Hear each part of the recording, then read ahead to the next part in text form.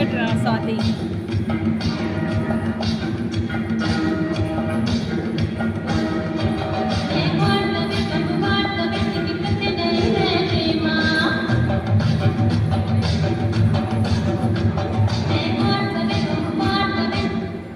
ఈ ప్రపంచంలో ఆడవాళ్ళు ముగ్గురి మాట మాత్రమే వింటారు, గుర్తుపెట్టుకోండి. ఒకటి టైలర్, 2 ఫోటోగ్రాఫర్, 3 బ్యూటీ పార్లర్. ఈ ముగ్గురికి మించి వీళ్ళు ఎవ్వరు అయ్యగినరు. అనవసరంగా మీరు టైం వేస్ట్ చేసుకొని వాళ్ళకి ఏ విషయం కూడా సంబంధించడానికి ట్రై చేయకండి.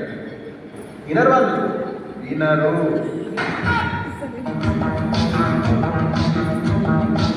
నేను జాబ్కి వెళ్తాను. ఇంటి పిల్లలు పెట్టుకుని చూసుకొచ్చాక జాబ్ పోతాను. జాబ్ నేను జాబ్ చేయను.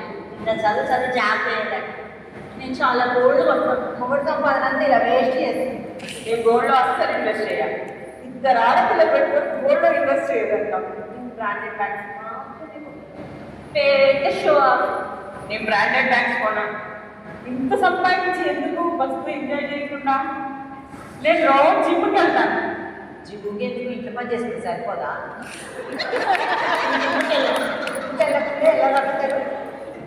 పార్లర్ చేస్తాను. ఇంటిని హోమ్ రెమెడీస్ పెట్టుకొని పార్లర్ ఎందుకమ్మా? నేను అస్సలు పార్లర్ పోనబ్బా. పార్లర్ పోకుండా ఇంత తక్కువ.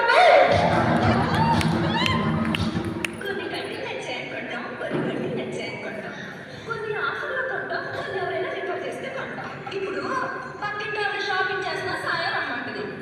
సైలెంట్గా ఉంటే ఏమంటది? కొన్ని కొంటాం. ఎవరో చీర కొంటుంటా ఓపెనింగ్కి రమ్మంటారు. ఒప్పుకుంటే ఏమంటది? కొన్ని కొంటాం. మొన్న మన కాలనీ కమిటీ వల్ల ఎగ్జిబిషన్ పెట్టారు. వంట చేసేసి చూస్తుందా అయ్యా కాపులో చీరలు చూస్తే కొన్ని కొన్నాం. ఇది ఓన్లీ లోకల్. అంటే స్థితి కూడా ఉందా? కేరళ ట్రిప్కి వెళ్ళాం. గుర్తుగా ఏదో ఉండాలి కదా. కేరళ చీరలు కొన్నాం. కంచికి వెళ్ళాం. పట్టు చీరలు సంచితో వచ్చాం. మొన్న కాకినాడ పెద్ద కవికి వెళ్ళాం. పక్కనే ఒప్పాడ డ్రైవర్ తిప్పాడా కొన్ని కొన్నాం.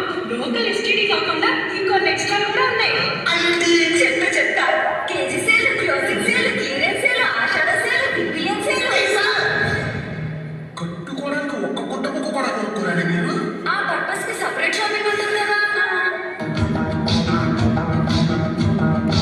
ఒకటా రెండా పదులా వందా లెక్కే లేడన్ని ఉన్నా నచ్చేదొకటైనా లేదా?